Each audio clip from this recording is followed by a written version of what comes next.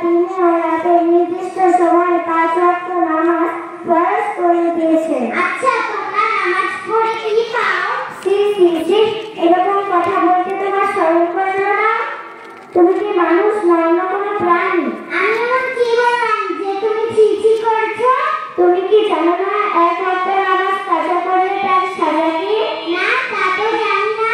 তাহলে শোনো, আমাদের নবী হযরত মুহাম্মদ সাল্লাল্লাহু আলাইহি ওয়াসাল্লাম বলেছেন 1 ওয়াক্ত নামাজ কাজা করলে 2,88,000 বছর জাহান্নামে থাকতে হবে। তোমার সব ফতোয়া রাখো তো।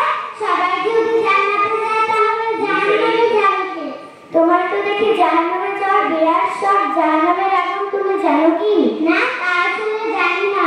তাহলে শোনো, আমাদের নবী হযরত মুহাম্মদ সাল্লাল্লাহু আলাইহি ওয়াসাল্লাম বলেছেন যে জাহান্নামের আগুন দুনিয়ার আগুনের থেকে 70 গুণ বেশি হবে। আচ্ছা, আমি কাল থেকে আর নামাজ কাজা করব না ইনশাআল্লাহ। আসসালামু আলাইকুম ওয়া রাহমাতুল্লাহি ওয়া বারাকাতুহু।